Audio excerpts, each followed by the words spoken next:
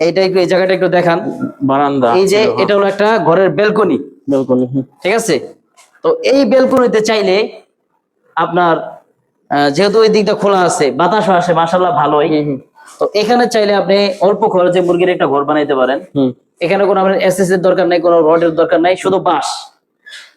শুধু বাঁশ যদি আপনারা সুন্দরভাবে ফিটিং করেন, দেখেন এই নিচ থেকে উপরে আপনি বাঁশ দিয়ে দিবেন সুন্দর করে। বাঁশ দেওয়ার পরে অল্প কিছু কাঠের দরকার হইতে পারে, চাম্বল যে কাঠ আছে সেগুলো যদি সংগ্রহ করেন তাহলে কিন্তু না।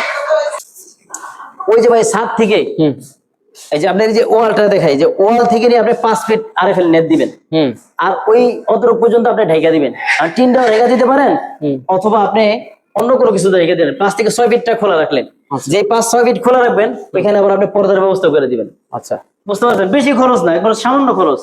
আর এই যে এখানে আপনি আরএফএল নেট দিয়ে দিবেন কিছু পরিমাণ।